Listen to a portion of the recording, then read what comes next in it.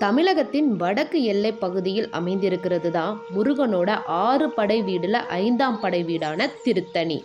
திருச்செந்தூர்ல சூரபத்மனோடு போர் செய்த முருகன் திருத்தணிக்கு சென்று தான் தன்னோட கோபத்தை தணிச்சிருக்காரு. அதனால தான் தன்னோட கோபத்தை தணிச்ச அந்த இடத்துக்கு தணிகை, அது கூட திரு அப்படின்றத சேர்த்து திருத்தணிகை அப்படின்னு பெயர் வந்ததா சொல்லப்படுது.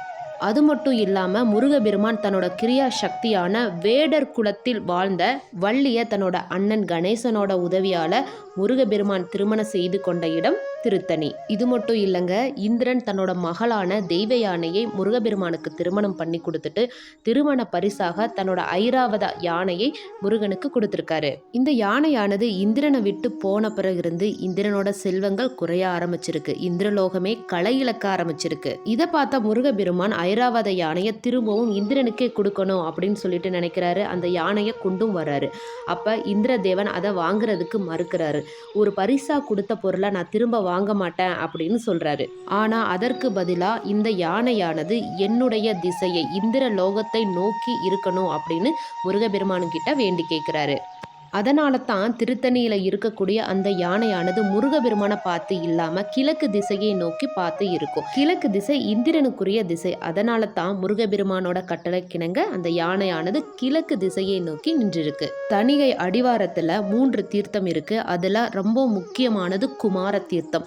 இந்த குமார தீர்த்தத்தில் 48 நாட்கள் தொடர்ந்து மூழ்கி எழுந்து 365 படிகளை கடந்து போய் அங்கே இருக்கக்கூடிய முருகபெருமான தரிசனம் பண்ணும்போது தீர்க்கவே முடியாது அப்படின்னு நினச்ச நோய் கூட தீரும் அப்படின்னு சொல்கிறாரு. யார்? அருணகிரிநாதர்.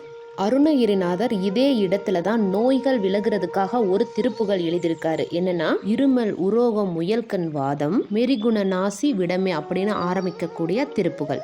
இந்த திருப்புகளை பாடி முருகன் முன்னாடி, முருகா, என்ன வினை செய்தேனோ இந்த நோய் என்னை ஆட்கொண்டது, எந்த பிறவியில் நான் செய்த புண்ணியமோ உங்கள் திருப்பாதம் பிடிக்கக்கூடிய பாக்கியம் கிடைத்தது, எனக்கு இந்த நோயிலிருந்து அகழ்வதற்கு அருள் புரியப்பா அப்படின்னு சொல்லிட்டு வேண்டிக்கிட்டோம் அப்படின்னா கண்டிப்பாக அந்த நோயானது அகலும் அப்படின்னு சொல்கிறாரு அருணகிரிநாதர். அது மட்டும் இல்லைங்க, அகத்தியர் பூஜை செய்த இடம் திருத்தணி. அவர் அங்கே ஒரு குளம் உண்டாக்கி அந்த நீரை எடுத்து முருகபெருமானுக்கு அபிஷேகம் பண்ணியிருக்காரு. அது மட்டும் இல்லைங்க, நாரத முனியும் இங்கே வந்து முருகபெருமானை வழிபட்டிருக்காரு அப்படின்னு சொல்லப்பட்டிருக்கு.